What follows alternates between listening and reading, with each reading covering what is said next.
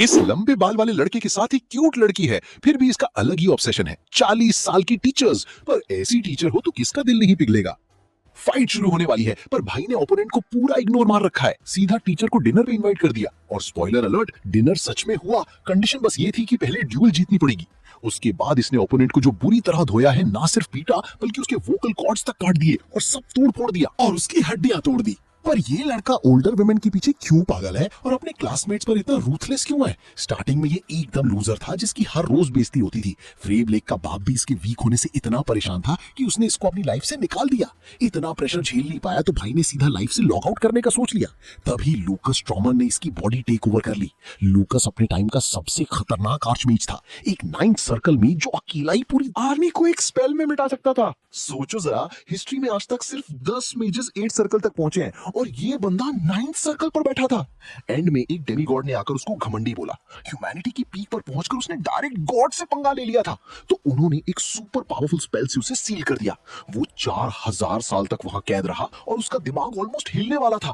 तभी फ्री उसके माइंड में अपीयर हुआ, जिसे अपनी वीकनेस पर बहुत रिग्रेट था और वो बस स्ट्रॉन्ग बनना चाहता था। यही वो मोमेंट था जब लूकस ने उसकी बॉडी ली। उसने कसम खाई कि वो फ्रे का हर सपना पूरा करेगा और उस डेमी गॉड से चुन चुन के बदला लेगा। रात भर दबा के ट्रेनिंग हुई और पहले ही दिन भाई 5th रैंक पर पहुंच गया। इसके लिए बॉडी की सारी इंप्योरिटीज निकालनी पड़ी। सोचो, स्कूल का प्रिंसिपल खुद सिर्फ 6th सर्कल पर है। इधर कोर्टयार्ड में पुलिस चिल कर रहे हैं। लीडर बोलता है उसके हाथ फ्रे को दोबारा पीटने के लिए खुजला रहे हैं। वो लोग लास्ट टाइम की धुलाई याद करके हंसने लगते हैं। एक मोटा लड़का बोलता है कि उसने कल फ्रे को इन्फर्मरी से ढेर सारी स्लीपिंग पिल्स ले जाते देखा था।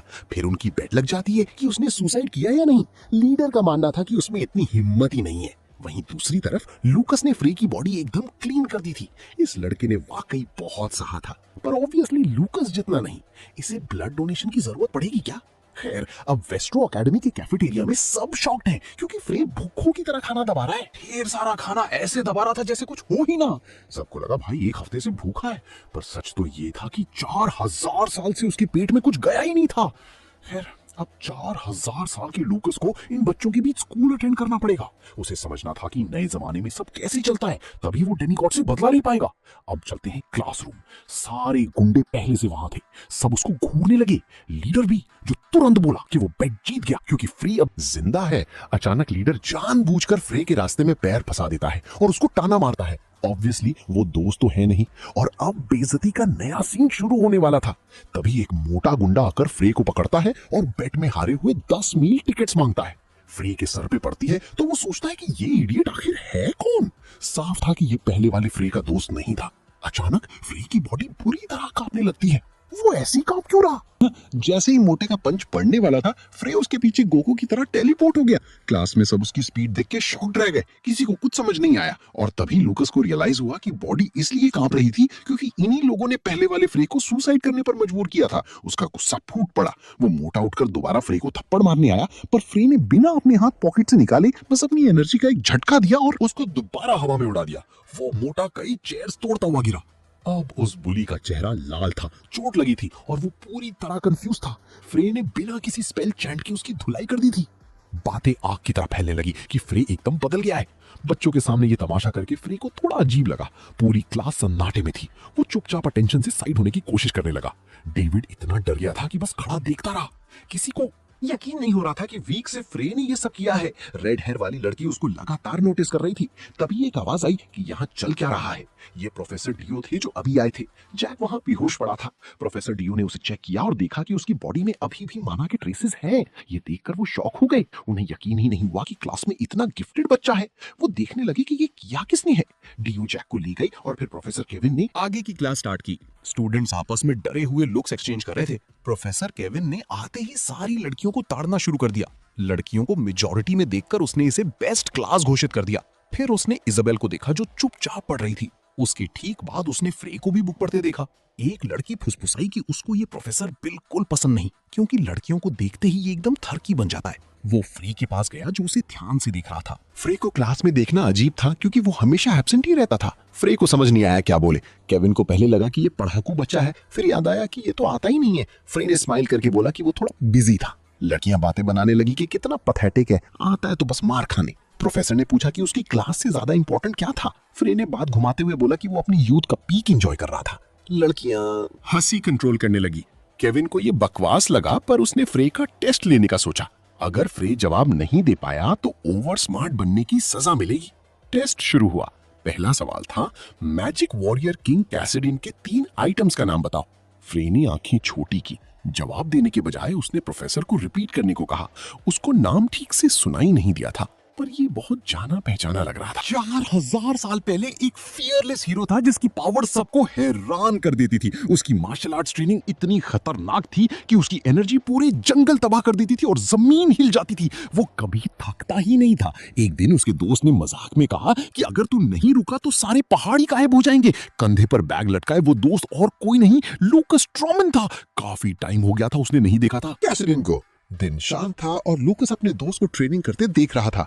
कैसिडिन रुका नहीं, बस बोला कि चाय बनी है, लूकस को डाले। चाय पीते हुए लूकस ने कैसिडिन से शादी के बारे में पूछा।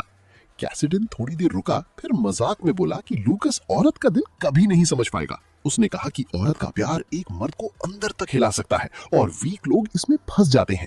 कैसिडिन का मानना था कि एक वॉरियर को रहना चाहिए लड़कियों के आगे पत्थर की तरह सख्त, पर मैजेस ऐसी बातें नहीं सोचते थे। लूकस ने अपने दोस्त को देखा और कैसिडिन ने भी उसे देखा। थोड़ी देर बाद लूकस ने मजाक किया कि अगर पत्थर सुंदर हो तो वो उसे भी डेट कर लेगा। ये याद आते ही फ्रे रोने लगा। उसको रियलाइज हुआ कि उसका दोस्त किंग कैसिडिन इतने सालों बाद कितना फेमस हो गया है। प्रोफेसर केविन को समझ ही नहीं आया कि ये बच्चा रो क्यों रहा है। क्लास बस इस बात पे लड़ रही थी कि क्वेश्चन बहुत टफ है। इजाबेल अच्छी तरह समझ गई थी कि प्रोफेसर बस शो ऑफ करके फ्रे की बेइज्जती करना चाहता था। तभी एक आवाज ने पोलाइटली इंटरप्ट किया। इजाबेल बोली कि इस क्वेश्चन का मैजिकल हिस्ट्री से कोई कनेक्शन नहीं है। क्लास उसकी हिम्मत देखकर शॉक्ड थी।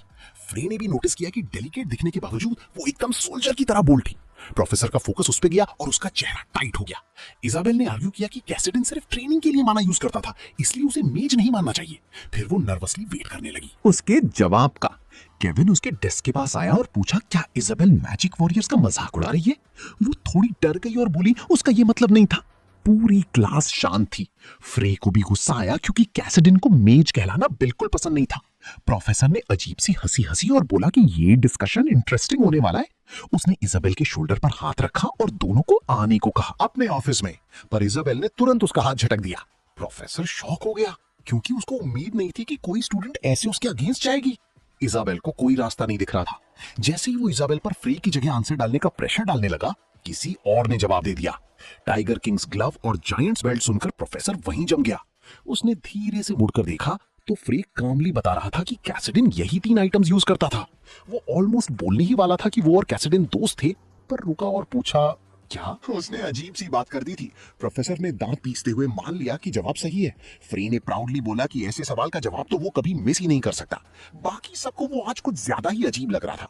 फिर केविन वापस इजाबेल की तरफ मुड़ा और उसकी हरकत को डिसरिस्पेक्टफुल बताया। उसने उसकी रिस्ट पकड़ी और अपने ऑफिस चलने का ऑर्डर दिया। वो डर के मारे वहीं जम गई। फ्रे ये सब देख रहा था। फिर उसने कैसिडिन की एक पुरानी बात याद दिलाते हुए इंटरप्ट किया। उसने रिपीट किया कि एक औरत का प्यार किसी भी मर्द को अंदर तक हिला सकता है। कैसिडिन ने यह भी कहा था कि एक वॉरियर को औरतों के आगे पत्थर जैसा सख्त रहना चाहिए, वरना एक वीक माइंड वाला इंसान टेम्पटेशन में फंसकर जानवर बन जाता है। प्रोफेसर को बीच में टोकना बिल्कुल पसंद नहीं था और उसको पॉइंट भी समझ नहीं आया, तो वो गुस्से में बोला कि शायद कैसिडिन गलत था। फ्रे ने नीचे देखा और नोटिस किया कि प्रोफेसर दोनों पैरों पर ठीक से खड़ा था। तभी केविन को इंसल्ट समझ आई और उसका चेहरा गुस्से से लाल हो गया। उसने फ्रे का नाम चिल्लाया और उसकी हिम्मत पर फड़ा उठा। तभी इजाबेल को रियलाइज हुआ कि फ्रे ने उसको डिफेंड किया है। अब प्रोफेसर केविन का पूरा फोकस उस स्टूडेंट पर था जो एक राइट आंसर देके उड़ रहा था। उसने वार्निंग दी कि अगर बाकी क्विज फेल हुआ तो फ्रे पछताएगा।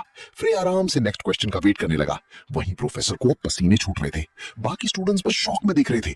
फ्रे ने हर सवाल का आंसर इजीली दे दिया। एज ऑफ लाइट के बारे में भी उसकी नॉलेज अनबिलीवेबल थी। जब बेल बजी तो फ्रे खुश था कि चलो फाइनली लंच ब्रेक हुआ। उसने प्रोफेसर केविन को बुलाया और बोला कि बड़ा मजा आया। फिर पूछा क्या और भी क्वेश्चंस हैं, क्योंकि उसे बहुत भूख लग रही थी। केविन समझ ही नहीं पा रहा था कि इस बच्चे को 4000 साल पुरानी बातें इतनी डिटेल में कैसे पता है। फ्रे के चेहरे से कुछ पता नहीं चल रहा था। प्रोफेसर और फ्रस्ट्रेटेड हो गया और उसके माथे से पसीना टपकने लगा। एंड में उसने क्लास डिसमिस कर दी, पर दिमाग में यही चल रहा था। इजाबेल भी उतनी ही हैरान थी। अकेडमी के बाहर फ्रे खुशी खुशी गुनगुनाता हुआ चल रहा था। तभी इजाबेल ने पूछा कि क्या वो लंच करने जा रहा है। वो पीछे से आई थी, पर उसने कोई जवाब नहीं दिया। वो अभी भी उसे तरस खाकर देख रही थी। फ्रे ने मुंह फेरा और इग्नोर मारा, पर वो पीछे पीछे आती रही, तो दोनों आगे पीछे चलने लगे। फ्रे ने जल्दी ही नोटिस कर लिया। मुड़कर उसने पूछा कि वो उसके पीछे क्यों घूम रही है। उसको उसके बात करने का फॉर्मल तरीका भी इरिटेटिंग लग रहा था, जो कि उसकी फैमिली की वजह से था। जल्दी ही बच्चे कैफेटेरिया में गए। लंच सर्व हो रहा था। फ्रे कितना खा सकता है ये देखकर इजाबेल शॉक थी। उसने कैजुअली बोला कि उसने 4000 साल से कुछ नहीं खाया है। फिर भी उसने ज्यादा एक्सप्लेन नहीं किया। इजाबेल ने पीछे आने के लिए सॉरी बोला और कहा कि वो कहीं और बैठना भी नहीं चाहती थी। फिर उसने पूछा कि उसको एज ऑफ लाइट के बारे में इतना कैसे पता है। हिस्ट्री के अकॉर्डिंग उस एरा का नाम 4 ग्रेट मास्टर्स की पावर्स के ऊपर रखा गया था। खाते खाते फ्रे को इसमें इंटरेस्ट आने लगा। उसको रियलाइज हुआ कि 4000 साल में मैजिक एडवांस होने के बजाय और खराब हो गया है। वो सोचने लगा कि क्या इसमें डेमिगॉड का कोई हाथ है। उसके सामने वो लड़की चुपचाप खा रही थी और वो समझा रहा था कि 4 ग्रेट मास्टर्स थे, Cassidin the magic warrior, Schweizer Wilsman the sage, Iris Peacepound of the dark witch और लूकस स्ट्रोमैन। लूकस का नाम सुनते ही लड़की खुश हो गई और बोली कि वो एक अमेजिंग इंसान था। फिर मजाक में बोली कि अगर वो जिंदा होता तो वो अपनी मम्मी को उससे शादी करने को बोलती। ये सुनकर फ्रे जोर से हंस पड़ा। उसको यकीन नहीं हुआ कि इतनी छोटी लड़की अभी से शादी की बातें कर रही है। एंटरटेन होकर और थोड़ा फ्लैटर्ड फील करके उसने पोलाइटली ऑफर रिजेक्ट कर दिया। वहीं बाकी स्टूडेंट्स उनको बात करते हुए ताड़ रहे थे। रूमर्स पहले ही फैल चुके थे कि इसाबेल उसके पीछे घूम रही है। वो अकेडमी की सेकंड बेस्ट स्टूडेंट थी और उस क्रेजी डेविड को भी उस पर क्रश था। तभी अपना नाम सुनकर डेविड वहां आ टपका। बाकी लोग उससे डर के पीछे हट गए, पर फ्रे और इसाबेल बात करते रहे। डेविड को अपनी आंखों पर यकीन नहीं हो रहा था। सॉसेज काटते हुए इसाबेल ने प्रोफेसर केविन के लास्ट क्वेश्चन के बारे में पूछा। फ्रे खाते खाते समझाने लगा कि श्वाइजर के ट्रेनिंग मेथड्स थे एसिमिलेशन, डेवलपमेंट और कॉन्फ्लिक्ट। वो बोली उसने सिर्फ पहले 2 पढ़े हैं। टेबल पर हाथ रखकर उसने फ्रे को कॉन्फ्लिक्ट के बारे में सिखाने को कहा। ब्रेड की एक और बाइट लेते हुए फ्रे ने पूछा कि उसका लेवल क्या है। Isabelle 3rd degree of magic तक पहुंच चुकी थी। वो इंप्रेस था कि इस एज में वो यहां तक आ गई। लड़की बोली कि वो बुड्ढों की तरह बात करता है। अपनी प्लेट एकदम चाट के साफ करते हुए उसने बोला कि वो बहुत लंबी जिंदगी जी चुका है। पर लड़की को तो यही लग रहा था कि दोनों सेम एज के हैं। एक तरह से देखा जाए तो वो सही भी थी और गलत भी। खाने का पूरा पहाड़ खत्म करने के बाद फ्रे ने बोला कि उसका पेट अब भर गया है। वो बर्तन उठाकर खड़ा हुआ, बिना बताए कि वो कॉन्फ्लिक्ट सिखाएगा या नहीं। उसने उससे कहा कि उसे ऑफिशियली सिखाना नहीं आता, उसको बस प्रैक्टिकल एक्सपीरियंस है, तो बेहतर होगा कि वो बुक्स पढ़े। इसका मतलब था कि वो ठीक से पढ़ा नहीं सकता। ये सुनकर कि उसके पास एक्चुअल एक्सपीरियंस है, लड़की और शॉक हो गई। उसको समझ ही नहीं आया कि उसके जितने लड़की को मैजिक की इतनी नॉलेज कैसे है। जैसे ही वो बर्तन लेकर वहां से गया, वो यही सोचती रही कि ये आखिर है कौन। बाद में स्टूडेंट्स की मैजिक ड्यूअल क्लास शुरू हुई। सब इक्वल रही, इसलिए स्ट्रिक्टली रूल था कि सिर्फ 1st डिग्री स्पेल्स यूज होंगे। डेविड ये सुनकर खुश था, पर फ्रे और इजाबेल को क्लोज देखकर जल भून रहा था। उसको समझ नहीं आया कि वो उससे इतनी बातें क्यों कर रही थी। टीचर ने वार्न किया कि इसे रियल फाइट समझा जाएगा तो सब इसे सीरियसली ले। फ्रे टीचर को बड़े गौर से देख रहा था। उनका नाम जेन था और वो उनकी ब्यूटी पर पूरा फिदा हो गया था। इजाबेल ने ऑब्जेक्ट किया और बोली कि 40 साल की टीचर को ऐसे ताड़ना गलत है, पर भाई चुप ही नहीं हुआ और उनकी तारीफों के पुल बांधता रहा कि फिगर हो तो ऐसा। इजाबेल शॉक थी कि इसकी औरतों की चॉइस भी बुड्ढों वाली है। पहली ड्यूल डेविड वर्सेस फ्रे की थी। दोनों आमने सामने फाइट के लिए रेडी थे। फ्रे धीरे से आगे बढ़ा और स्माइल करने लगा। डेविड ने बोला उससे वेट नहीं हो रहा और उसने हाथ आगे बढ़ाया। फ्रे ने उसको फुल इग्नोर किया और पलट गया। उसमें कुछ अलग सी बात लग रही थी, ऐसा लग ही नहीं रहा था। बिल्कुल उस लड़के जैसा नहीं जिसे डेविड पहले बुली करता था। फिर सब स्टूडेंट्स शॉक में रह गए जब फ्रे ने प्रोफेसर जीन को वेस्ट से पकड़ा और उनकी लुक्स की तारीफ करने लगा। जब वो घबराकर फ्रीज हो गई तो उसने बोला, टेंशन ना लो, वो दिखने में भले ही जवान हो पर अंदर से उनसे बड़ा है। फिर उसने सीधा उन्हें रात के डिनर के लिए पूछ लिया। जीन ने खुद को छुड़ाया और उसको वापस अपनी जगह जाने को कहा। फ्रे ने एक शर्त रखी, अगर वो जीता तो उन्हें उसके साथ डिनर करना पड़ेगा। किसी को नहीं लगा था कि वो ये कर पाएगा, क्योंकि वो सिर्फ 1st डिग्री पर था और डेविड 3rd डिग्री पर। वो हारेगा सोचकर जीन ने बेट मान ली। अब उनकी डील हो चुकी थी। उसकी बातों से वो थोड़ी फ्लस्टर्ड हो गई थी। उनके गाल पिंक हो गए और उन्होंने जल्दी से खुद को काम करने की कोशिश की। एक बच्चे की वजह से उनका दिल ऐसे धड़कना नहीं चाहिए था। अब आमने सामने डेविड ने पूछा, क्या फ्री पागल हो गया है? वो उसको प्रोवोक करता रहा, ये सोचकर कि ये टीचर से मैच कैंसिल करवाने की ट्रिक है। उसकी आंखों में गुस्सा और नफरत साफ थी। वो फ्री का मजाक उड़ाता रहा जिसने कोई रिएक्ट नहीं किया। डेविड बोला कि वो उसके वोकल कॉर्ड्स निकाल लेगा और फिर हड्डी तोड़ देगा। आज के बाद फ्री कभी नॉर्मल चल नहीं पाएगा। पर फ्री बिल्कुल नहीं डरा। जहां तक उसे याद था, 1st डिग्री स्पेल्स इतना डैमेज नहीं कर सकते थे। फिर भी डेविड ऐसे बिहेव कर रहा था जैसे वो कुछ भी कर सकता है। प्रोफेसर जीन के इशारे पर फाइट शुरू हुई। दोनों अपनी जगह डटे रहे। डेविड ने स्टोन फ्यूरी से स्टार्ट किया। जमीन से बड़े पत्थर निकले और हवा में एक बड़ा स्टोन एरो बन गया। स्टूडेंट्स हैरान थे कि वो स्टोन फ्यूरी यूज कर सकता है। इजाबेल भी शॉक थी। जीन ने कहा था कि सिर्फ 1st डिग्री स्पेल्स अलाउड है, पर डेविड ने एक्चुअली कोई रूल नहीं तोड़ा था। रेड हेयर वाली लड़की ने पूछा कि ऐसा स्पेल कैसे अलाउड है। डेविड बोला कि ये एक ऐसी स्किल है जो सिर्फ डायरेक्ट फैमिली एयर यूज कर सकता है, और फिर विजन मैजिक एक्टिवेट कर दिया। भले ही ये पावरफुल था, एक 1st डिग्री मेज भी इसको यूज कर सकता था। उसकी फैमिली विजन मैजिक को पावर का सिंबल जानती थी, पर वो इसे सिर्फ लोगों को बुली करने के लिए यूज करता था। फ्रे पर स्टोन एरोस पॉइंट करते हुए उसने सोच लिया कि अपोनेंट डर गया है। फ्रे ने इसको इग्नोर किया और बोला ये स्पेल्स कुछ भी नहीं है। फिर उसने एक हाथ से मैजिक मिसाइल चला दी। इजाबेल सहित पूरी भीड़ शॉक में चुप हो गई।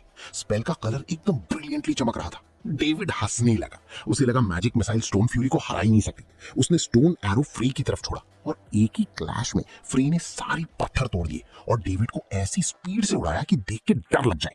फोर्स ने उसको हवा में फेंक दिया। वो जमीन पर गिरा और बुरी तरह जख्मी होकर रोल होने लगा। उसके मुंह से झाग निकलने लगा। स्टूडेंट स्पीचलेस रह गए। यहां तक कि प्रोफेसर जेन भी फ्रे की पावर देखकर अट्रैक्ट हो गई थी। वो काफी ग्रो कर चुका था। वहीं डेविड दर्द से चिल्ला रहा था। गला इंजर होने की वजह से वो बोल नहीं पा रहा था। ये सीन बहुत डरावना था।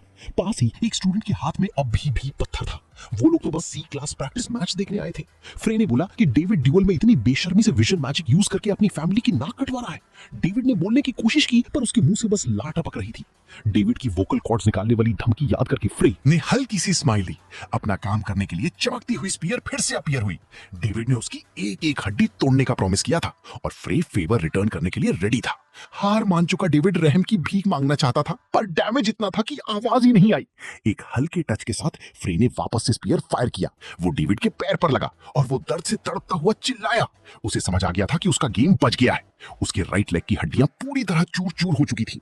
फिर भी फ्रे उसके पास जाता रहा और बोला कि ये तो खुद डेविड का ही प्लान था। इजाबेल ने अपना मुंह ढक लिया। वायलेंस को इतना बढ़ता देख प्रोफेसर जेन तुरंत मुड़ी और डुअल रोकने का ऑर्डर दिया और फ्रे को विनर डिक्लेयर कर दिया। पर डेविड ने सरेंडर नहीं किया था। फ्रे ने उनको याद दिलाया कि उन्होंने इसे रियल बैटल की तरह ट्रीट करने को कहा था और बैटलफील्ड पे कोई टाइम आउट्स नहीं होते। इजाबेल को टीचर का लॉजिक समझ नहीं आया। पावरलेस फील करते हुए उसने अपना सर नीचे कर लिया। फ्रे की आंखों का कलर चेंज हो गया जो उसका गुस्सा दिखा रहा था। डेविड को दूसरों को दर्द देने में बड़ा मजा आता था, पर अब उसकी बारी थी। फ्रे बोला कि इसके जैसे मेजेस को की वजह से ही दुनिया का ये हाल हुआ है। सबकी भलाई के लिए इसे लाइफ में कभी मैजिक यूज नहीं करना चाहिए। एक एक स्टेप करके फ्रे आगे आया। फिर वो बोला कि वो मजाक कर रहा था। वो उसकी सारी हड्डियां नहीं तोड़ेगा। तरस खाते हुए उसने बोला कि वो इसे यहीं एंड कर देगा। डेविड और जोर से रोने लगा। एक पल के लिए उसने चैन की सांस ली, पर फ्रे वापस मुड़ा और बोला पिक्चर अभी बाकी है। डेविड का एक पैर अभी भी बचा है तो वो उस पे भी मैजिक मिसाइल यूज करेगा। स्फीयर को दोबारा बनता देख डेविड की आंखों में पूरी होपलेसनेस भर गई। फ्री के हाथ में पावर बढ़ती जा रही थी। डेविड ने चिल्लाने की कोशिश की पर आवाज नहीं आई। दूर से बाकी सब शांति से फ्रे की पावर देख रहे थे। एक ब्लॉन्ड स्टूडेंट ने ध्यान से सब नोटिस किया और वहां से निकल गया। कहीं और दो लोग अरीना को क्लोजली स्टडी कर रहे थे। ये खबर एकेडमी में आग की तरह फैल गई। लोग बोल रहे थे कि फ्रे ने ड्यूल में डेविड का कच्चूमार निकाल दिया और उसके वोकल कॉर्ड्स और पैर बर्बाद कर दिए। ज्यादातर लोगों को अंदर ही अंदर यही लगता था कि डेविड एक इडियट है और उसके बिना एकेडमी ठीक ही है। फिर भी उन्हें इस बात पर यकीन नहीं हो रहा था कि ब्लेक फैमिली का लूजर आखिरकार जीत गया। कुछ तो ये भी गैस कर रहे थे कि उसने डेविल के साथ कोई डील की है। जब फ्रे हॉल से जा रहा था, एक आदमी ने उसको रोका। फ्रे उसको जानता नहीं था तो उसने उसका नाम पूछा। उस लड़के ने खुद को येमन मिलो इंट्रोड्यूस किया, जो कि एक 4th ईयर स्टूडेंट था। जब उसे पता चला कि वो एक सीनियर है तो फ्रे ने भी अपना इंट्रोडक्शन दिया। दोनों ने एक दूसरे को शार्प लुक दिया। फिर येमन ने डायरेक्टली उसको ट्रॉमन रिंग्स में आने का ऑफर दे दिया। ये नाम सुनकर फ्रे के अंदर कुछ हलचल हुई। अब तक उसे इस ग्रुप के बारे में पता चल चुका था। ये एक ऐसी स्टूडेंट ऑर्गेनाइजेशन थी जो वेस्टरों को रिप्रेजेंट करती थी। एकेडमी में हर कोई ऐसे ही ज्वाइन नहीं कर सकता था। वो लोग मेंबर्स चुन कर लेते थे। येमन के हाथ की रून रिंग सबूत थी कि वो ट्रॉमन रिंग्स का है। इधर फ्रे बस यही सोच रहा था कि बिना परमिशन उसके नाम का यूज करना प्राइवेसी इन्वेड करने में आएगा या नहीं। वो सुनता रहा जब तक स्टूडेंट बोलता गया। इससे पहले कि येमन बोल पाता कि वो ग्रुप का लीडर है, फ्रे पलट गया। उसको इनके ग्रुप में कोई इंटरेस्ट नहीं था। तभी एक आवाज आई कि इस लड़की को मनाना आसान नहीं होगा। हॉलवे में पेरून जून खड़ा था। येमन ने अपने तगड़े साथी को ग्रीट किया। ये नाम सुनकर फ्रे ने ध्यान दिया। नया बंदा आगे आया और खुद को ग्रुप का लीडर बताया। उसने यामन के बिहेवियर के लिए सॉरी बोला और कहा कि उसके दोस्त ने ट्रॉमन रिंग्स के बारे में सच ही कहा था। फ्रे बस चुपचाप उसको घूरता रहा। उसने सच में अपने सामने खड़े उस लड़के को ध्यान से देखा। इतनी कम उम्र में वो एक स्ट्रॉन्ग लीडर लग रहा था। फिर भी फ्रे को ज्वाइन करने में कोई इंटरेस्ट नहीं था। वो वहां से ये बोलकर निकल गया कि वो उनसे कोई चार्ज नहीं लेगा इस बात का कि वो लोग उसका नाम यूज कर रहे हैं। उसकी इतनी हवा देखकर डुमान भड़क गया, पर पैरून ने उसको शांत रहने को कहा। अपना सर खुजलाते हुए उसके दोस्त ने अपने गुस्से के लिए माफी मांगी। वहीं वो ब्लू आइज वाला लड़का उसको जाते हुए देखता रहा। उस रात गेस्ट्स आना शुरू हो गए। डिनर पहले ही रेडी था। प्रोफेसर ने फ्रे के साथ खाने का प्रॉमिस किया था। हालांकि इजाबेल का वहां होना थोड़ा अजीब लग रहा था। खाते टाइम इजाबेल ने कैजुअली बोला कि उसको इग्नोर करें और सोचें कि वो वहां है ही नहीं। इरिटेट होकर फ्रे ने उसको जाने को कहा। वो बस कंधे उचकाकर कॉन्फ्लिक्ट मेथड की बात छेड़ दी, जिससे प्रोफेसर गौर से सुनने लगी, क्योंकि फ्री ने अभी तक उसको सिखाया नहीं था। इसाबेल को लगा कि सबसे बेस्ट प्लान उसके आसपास रहना ही है। इंटरेस्ट दिखाते हुए प्रोफेसर जीन ने पूछा, क्या उसका मतलब श्वाइजर के ट्रेनिंग मेथड से है? इसाबेल हैरान थी कि प्रोफेसर को भी इसके बारे में पता था। जीन ने अपनी ड्रिंक का सिप लिया और बोला कि उसने बस दूसरे वॉरियर से रूमर सुने थे। उसने रिकॉर्ड्स में बहुत ढूंढा पर कुछ नहीं मिला। जैसे ही उसको लगा कि फ्रे कुछ जानता है, वो और सुनना चाहती थी। फ्री चुपचाप अपने कप से पीता रहा। तभी टेबल के पास और एक अचानक टच से प्रोफेसर घबरा गई। फ्री उनके पीछे खड़ा था, उनको हग किया और बोला कि वो उन्हें इससे भी ज्यादा इंटरेस्टिंग चीज सिखा सकता है। वो ये आगे की बात अपने रूम में करना चाहता था। प्रोफेसर उसकी तरफ अट्रैक्ट हो रही थी, पर वो थोड़ा झिझकी, क्योंकि वो सिर्फ 20 साल का था। ऐसा लग रहा था जैसे उनका माइंड और बॉडी एक साथ काम नहीं कर रहे थे। बस किस करने ही वाले थे कि इजाबेल ने टेबल पर जोर से हाथ मारा और फ्री को प्रोफेसर के साथ इतनी बेशर्मी दिखाने से रोका। चांद आसमान में पूरा खिला था। बैल्कनी में खड़े होकर फ्री सोचने लगा अपनी नई जिंदगी के बारे में। अगर उस डेमीगॉड का सच में दुनिया पर राज है, तो वो एक बहुत बड़ा खतरा था। 4000 साल बाद भी लोगों को कैसिडाइन, श्वाइजर, आइरिस और खुद उसका नाम याद था। इसका मतलब उसकी लेगेसी अभी भी जिंदा थी और लोग इसके लिए अभी भी लड़ रहे थे। इजाबेल चुपचाप चलकर आई। वो ख्यालों में इतना खोया था कि उसने ध्यान ही नहीं दिया। वो बस आंखें फाड़े उसे घूरती रही। एक पल बाद फ्री की नजर उससे मिली और उसने कुछ पूछा। उसको जानना था कि एकेडमी चलाता कौन है। इससे भी ज्यादा उसे सबसे स्ट्रॉन्ग इंसान के बारे में जानना था, चाहे वो स्टूडेंट्स, प्रोफेसर्स या स्टाफ में से हो।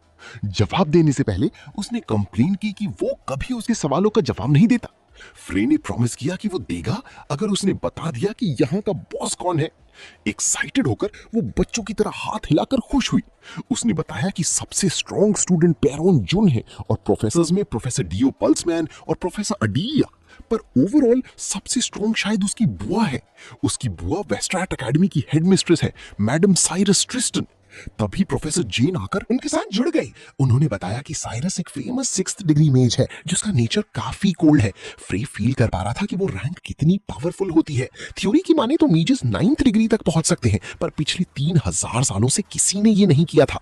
कुछ लोगों को तो इसके पॉसिबल होने पर ही डाउट था और उन्हें लगता था कि ट्रू लिमिट 8th डिग्री है। आज तक 10 से भी कम मेजेस वहां तक पहुंचे थे, तो 9th डिग्री बस एक मिथ था। फ्री ने आसपास देखा और पूछा, क्या हेडमिस्ट्रेस ने ही एकेडमी को प्रोटेक्ट करने वाला स्पेल लगाया था? प्रोफेसर जीन श्योर नहीं थी, पर बोली कि ये पॉसिबल है। फ्रे समझ गया कि वो अभी एक 6th डिग्री मेज से भिड़ नहीं सकता। फिर उसको ट्रॉमन रिंग्स का ऑफर याद आया। कुछ गड़बड़ होने की फीलिंग से उसने डिसाइड किया कि उसे साइरस ट्रिस्टन से मिलना पड़ेगा। वो अपनी नई दोस्त की तरफ मुड़ा और उसको पास बुलाया।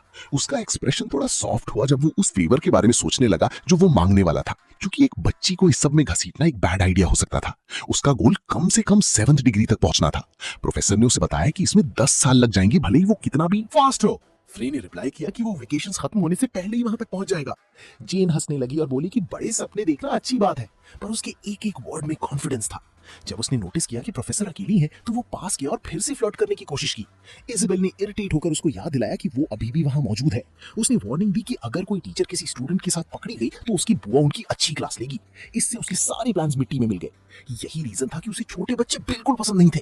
तो प्रोफेसर जेन मान गई और चली गई, जिससे इजाबेल और इरिटेट हो गई। लैंप्स की रोशनी रात में चमक रही थी। फ्रे जानता था कि उसे जल्दबाजी की जरूरत नहीं है, उसे बस गलतियां करने से बचना था।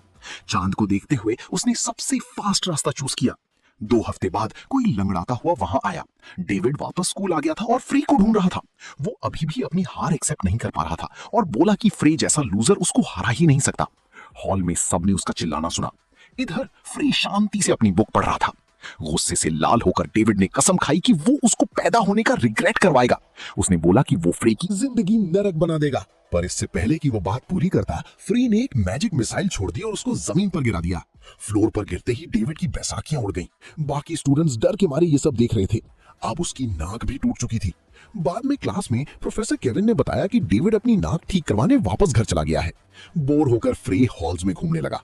उसने सोचा कि इतनी बड़ी वेस्टरेट एकेडमी के स्टूडेंट्स को कम से कम थोड़ी क्लास दिखानी चाहिए थी, तभी वो बॉडी से डायरेक्ट माना यूज करना सीख पाता। उसको रियल कॉम्बैट की जरूरत थी। तभी किसी ने आवाज लगाई, ओए ग्रे बालों वाले लड़के। उसके पीछे खड़े एक लड़के ने कहा। उन्होंने सुना था कि फ्रेम मैजिक में बढ़िया है। एक टूटे फूटे रूम में एक लड़के ने खुद को एलेक्स ड्रीमाइड इंट्रोड्यूस किया, एक अपर क्लासमैन जो एक्सपेक्ट कर रहा था कि फ्रे उससे इंप्रेस होगा। बिना किसी डर के उसने बड़ी बड़ी फेंकी कि वो अपने सामने खड़े इस पतले से लड़के को बिना पसीना बहाए कुचल सकता है। गुस्से में आकर उसने पूछा कि फ्रे ने डेविड के साथ क्या किया है, जिसे वो अपना छोटा भाई बोलता था। फ्रे को घंटा फर्क नहीं पड़ रहा था। वो सोचने लगा कि क्या ये इडियट्स उसे जानबूझकर परेशान कर रहे हैं।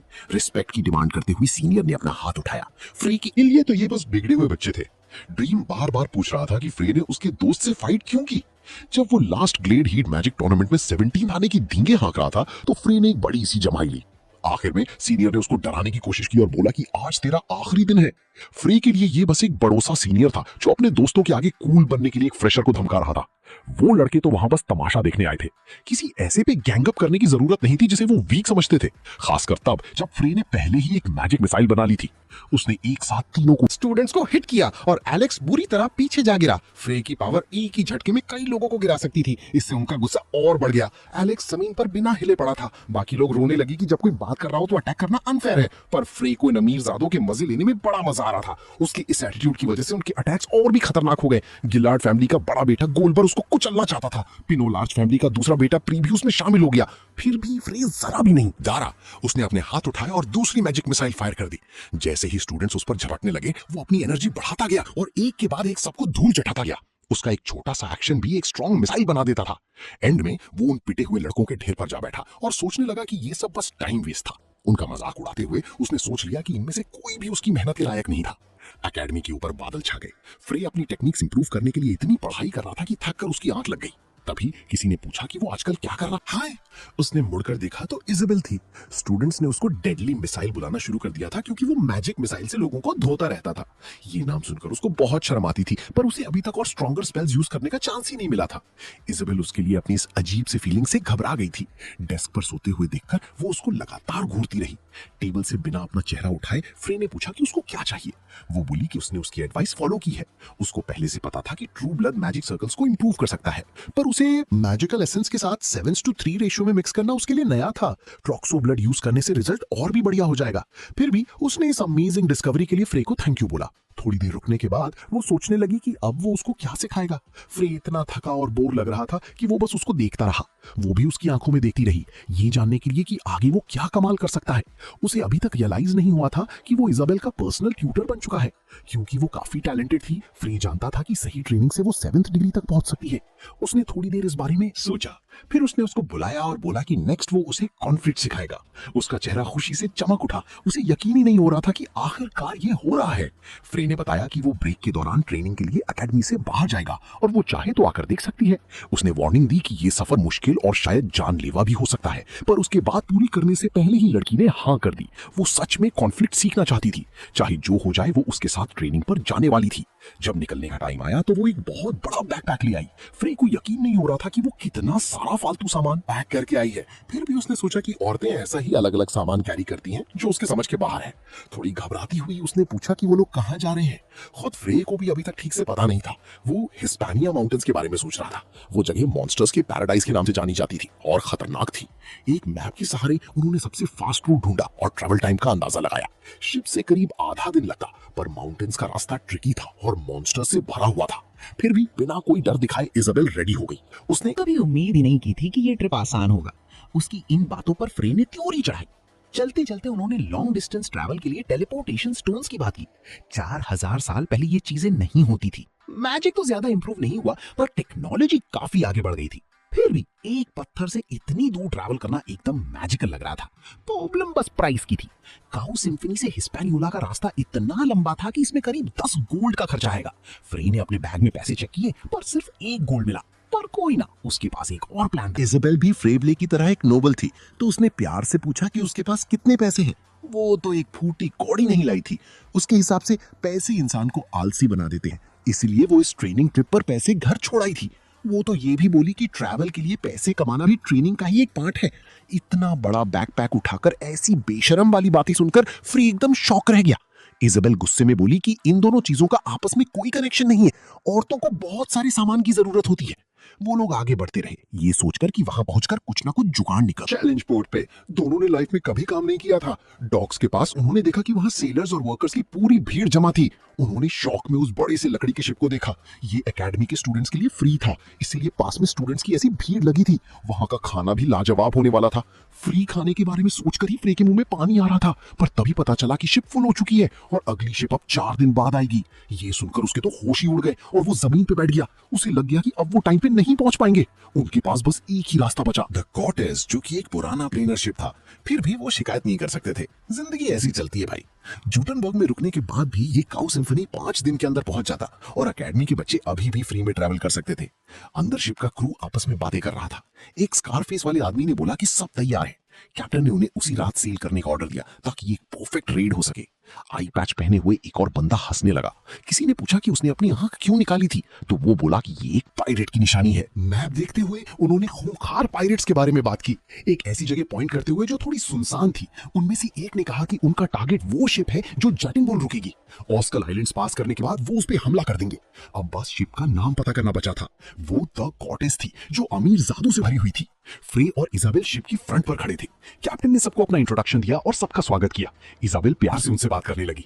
अगर ये शिप नहीं मिलती तो उन्हें 4 दिन और वेट करना पड़ता, और इसके बावजूद कि वो डिसेंट होने के बावजूद इसमें पैसेंजर्स कम थे। कैप्टन ने बताया कि उनका रूट ओकेल आइलैंड से क्यों गुजर रहा है, जहां पायरेट्स अक्सर आते थे। इजाबेल घबरा गई, पर उसने तुरंत उसे शांत किया। सिर्फ 2 वॉरशिप्स उन्हें एस्कॉर्ट कर रही थी, पर दोनों में एक 4th डिग्री मेज था और दोनों मैजिक टावर के बैटल मेजेस थे। तो अगर पायरेट्स आए भी तो वो खतरा नहीं होंगे। दोनों मेजेस ने अपने प्रोटेक्टिव स्पेल्स लगा रखे थे। इससे इजाबेल को थोड़ी तसल्ली हुई। अगर पायरेट्स में थोड़ी सी भी अकल होगी तो वो अटैक नहीं करेंगे। तभी फ्रे को कुछ अजीब लगा। क्रू अचानक पायरेट्स को देखकर बुरी तरह डर गया। एक बड़ी हेवीली आर्म्ड शिप सीधी उनकी तरफ आ रही थी। कैप्टन मैक तक शॉक में थे। इजाबेल पैनिक में ये सब देख रही थी, जबकि फ्रे शांत था। वॉरशिप्स पहले ही डूब चुकी थी। ये इस बात का सबूत था कि ये नॉर्मल पायरेट्स नहीं थे। उनके पास बड़ी कैनन्स थी और खतरनाक इरादे थे। कुछ मिनट पहले पायरेट्स ने अपना टारगेट ढूंढ लिया था और कॉटेज को आते देखा। 2 एस्कॉर्ट शिप्स को देखकर उन्हें थोड़ी टेंशन हुई, पर उनके पास एक सीक्रेट वेपन था। इस रेड के लिए एक स्पेशल अजीब सी भाषा में बोलते हुए उसने अपनी पावर दिखाई। वो लॉर्ड डलर्ड था, एक लिच जो उनकी अटैक में मदद कर रहा था। उसकी मैजिक देखकर पायरेट्स की भी हवा टाइट थी। उससे प्योर डार्कनेस और डिस्ट्रक्शन की फीलिंग आ रही थी, पर कैप्टन उस पर भरोसा करता था। ये एक अनडेड मॉन्स्टर था और एक लिच के साथ होने की वजह से कैप्टन को लगा कि वो पायरेट हिस्ट्री में नया रिकॉर्ड बनाएगा। अनडेड ने अपना स्पेल तैयार करना शुरू किया। डार्क पावर शैडो मैजिक के साथ मिक्स हो रही थी। उसका पहला अटैक आइस स्पीयर था। उसने वॉरशिप्स पर फायर किया, शिप्स को चीरते हुए मेजेस को हिट करने के लिए। अटैक देखकर दोनों मेजर्स ने खुद को बचाने की कोशिश की, पर बहुत देर हो चुकी थी। स्पीयर्स बहुत स्ट्रांग थे। उन्होंने सब कुछ ट्राई किया, पर आइस शिप्स को फाड़ती गई और उन्हें पूरी तरह तबाह कर दिया। पायरेट कैप्टन हंसने लगा, उस रात मिलने वाली दौलत के सपने देखते हुए। उसकी क्रू ने बैटल के लिए अपनी तलवारें निकाल ली। आगे बढ़ते हुए उसने डलर्ड की मैजिक की तारीफ करने की कोशिश की। तभी अनडेड को कुछ अजीब फील हुआ। जब वो मुड़ा तो कैप्टन तक डर गया। डलर्ड ने बताया कि उसने 3 आइस स्पीयर्स कास्ट किए थे। उसे समझ नहीं आ रहा था कि आखिरी शिप अभी तक पानी में कैसे तैर रही है। तभी कैप्टन को याद आया कि उसने उसको तबाह ना करने को कहा था, क्योंकि पैसेंजर्स को हॉस्टेजेस बनाना था। इससे लिच और चिढ़ गया और उसने उसे एक बेवकूफ बच्चा कहकर डांट दिया। उसने कहा कि वो सिर्फ इतना अटैक करेगा कि वो लोग भाग ना सके और लड़े नहीं, ना कि शिप डुबाने के लिए। पायरेट्स अभी भी कंफ्यूज लग रहे थे। डलर्ड ने कहा कि उस शिप में कुछ अजीब फील हो रहा है। इस दौरान कॉटेज पर कियोस मच गया, क्योंकि स्टूडेंट्स इधर उधर डेक पर भाग रहे थे। एक साइड में एक मिस्टीरियस फिगर शांत बैठा था। हुड के अंदर वो थका हुआ लग रहा था और जोर जोर से सांस ले रहा था। फ्रे और इजाबेल वहीं खड़े रहे, समझ नहीं पा रहे थे क्या करें। वॉरशिप्स को तबाह होते देख इजाबेल की हालत खराब थी, पर फ्रे का फेस एकदम नॉर्मल था। उसने इजाबेल के सर पर हाथ रखा और उसको शांत होने को कहा। अभी के लिए उन्हें सिर्फ पायरेट से निपटना था। उसकी प्रॉब्लम कुछ और थी। उसने 3 आइस स्पीयर्स देखी थी, पर उनकी शिप की तरफ आने वाली हवा में ही गायब हो गई। उसे पता था कि उसने कोई डिफेंस स्पेल नहीं लगाया था, तो वो इस बारे में सोचने लगा। उसने मना फील किया था, फिर भी उसे रोक नहीं पाया। तभी उसे एक ऐसी प्रेजेंस फील हुई जिससे उसे डेमी गॉड का दर्द याद आ गया और खुद को बचा ना पाने की वजह से उसमें गुस्सा भर गया। उसने जबरदस्ती खुद को फोकस किया। ये डेमी गॉड नहीं था, माना अनडेड जैसा फील हो रहा था, पर उन्हें अभी भी नहीं पता था कि शिप को किसने बचाया। होठों पर हाथ रखे वो सोचता रहा, जिसने भी किया उसे थैंक यू तो बोलना बनता है। इधर पायरेट शिप पास आती जा रही थी। स्टूडेंट्स पैनिक में इधर उधर भाग रहे थे। दोनों शिप्स एक साथ आई और लैडर्स फेंककर उन्हें ब्रिज की तरह यूज किया गया। आर्म्ड पायरेट शिप पर आने लगे। क्रू मदद के लिए चिल्लाने लगा। उन्हें समझ नहीं आ रहा था कि कैसे लड़े। लोग कियोस में हर जगह भाग रहे थे। लाशें गिरने लगी जब कोई लड़ने के लिए आगे आया। असली फाइट अब शुरू होने वाली थी। कॉटेज निफला से छोटी थी, पर इसमें काफी पैसेंजर्स थे, करीब 40 अमीर बच्चे। रैंसम मनी के बारे में सोचकर पायरेट कैप्टन मुस्कुराया। उसने उनका स्वागत किया और अपनी क्रू को ब्लड थर्स्टी पायरेट्स इंट्रोड्यूस किया। कॉर्टेज के कैप्टन ने लड़ने के लिए अपनी तलवार निकाली, पर पायरेट को वहां सिर्फ अमीर बच्चों से भरा ट्रेजर चेस्ट दिख रहा था। उसकी क्रू जोर जोर से हंसने लगी। इस इंसल्ट से सबको गुस्सा आ गया। तभी पायरेट ने अपने आगे किसी को खड़ा देखा, एक स्टूडेंट जो अकेला और बेचारा लग रहा था। लड़के ने अनाउंस किया कि शिप ऐसे मॉडल स्टूडेंट से भरी है जो आगे चलकर ग्रेट मीचेस बनेंगे। शॉर्ट में बोले तो उसने गलत शिप पे अटैक किया था। पायरेट कैप्टन समझ गया कि वो क्या करने की कोशिश कर रहा है जब उसने खुद को बचाने के लिए मैजिक यूज करना शुरू किया। उसके खत्म करने से पहले ही कुछ उड़ता हुआ आया और उसको लकड़ी में घुसा दिया। पायरेट कैप्टन ने चाकू फेंका था। अपनी गर्दन के पास चाकू धंसा देख लड़का डर के मारे बुरी तरह पैनिक हो गया। वो डर से कांपने लगा। फ्रे और इजराइल उस कियोस्क में वैसे ही जमे खड़े थे। फ्रे को पता चल गया था कि चाकू सीधा लड़के की गर्दन को टारगेट करके फेंका गया था, पर रास्ता चेंज हो गया था हुड वाले आदमी की प्रेजेंस फील करके। उसने सोचा कि क्या यही वो इंसान था जिसने शिप को बचाया था। तभी एक आवाज ने कहा कि वो नया लड़का पायरेट के सामने नहीं टिक पाएगा। फिगर ने उसे रिस्क ना लेने की वार्निंग दी। चुपचाप रहो और बात मानो। पायरेट कैप्टन ने ऐसा बिहेव किया जैसे ये सब गलती से हो गया हो, और फिर नस्ती बंद करने का डिसाइड किया। एक आसान शिकार देखकर उसने सोचा कि वो उसे एक एग्जाम्पल बनाएगा। लड़का खुद को बचाने के लिए पीछे हटने लगा। वो इतना डर गया था कि उसने पैंट में पेशाब कर दी। कैप्टन ने इस बात पे उसकी बेइज्जती की और उसको एक बच्चा बुलाया। एक पायरेट ने कहा कि वो उसे हैंडल कर लेगा। उसने लड़के को अपने कंधे पे उठाया और उसको नहलाने का मजाक उड़ाया। हुड वाले आदमी ने रुकने को कहा, पर पायरेट ने लड़के को समंदर में फेंक दिया। स्टूडेंट तैरने के लिए स्ट्रगल करने लगा और मदद की भीख मांगने लगा। वो शिप से और दूर चला गया जब तक कि वो नजर से बाहर नहीं हो गया। भले ही और को सेकंड डिग्री का था, पर उसे बिना किसी रहम के मार दिया गया। पायरेट्स को घंटा कोई फर्क नहीं पड़ा। गुस्से में आकर बाकी स्टूडेंट्स ने फाइनली मैजिक से अटैक किया। कैप्टन बस यही कंप्लेन करता रहा कि बच्चे बहुत ज्यादा शोर मचा रहे हैं। स्टूडेंट्स ने एक के बाद एक स्पेल मारे, पर किसी और ही ताकतवर चीज ने उन्हें रोक दिया। अनडेड की पावर पायरेट्स को बचा रही थी। वो हर जगह फैल गई, हर अटैक को ब्लॉक करते हुए। स्टूडेंट्स को कोई आइडिया नहीं था कि उस इविल फोर्स से कैसे लड़े। पायरेट कैप्टन बस हंसता रहा जब अनडेड ने बाकी काम हैंडल किया। डार्क मैजिक यूज करके उसने स्टूडेंट्स पर हावी होना शुरू किया। एक शैडो फोर्स उन सबको अंदर खींचने की कोशिश कर रही थी। एक लड़का यकीन न होने पर घूरता रहा। उसने ऐसी डार्क पावर के बारे में सिर्फ बुक्स में पढ़ा था। एक बहुत पावरफुल और खतरनाक लिच। इजाबेल मॉन्स्टर को देखकर सदमे में थी, पर फ्री डीपली सोचता रहा। पायरेट्स ने किसी इमॉर्टल बीइंग के साथ डील की थी, पर इमॉर्टल्स मॉर्टल्स के साथ डील तब तक नहीं करते जब तक उन्हें फायदा ना हो। पायरेट्स तो बस मजा ले रहे थे।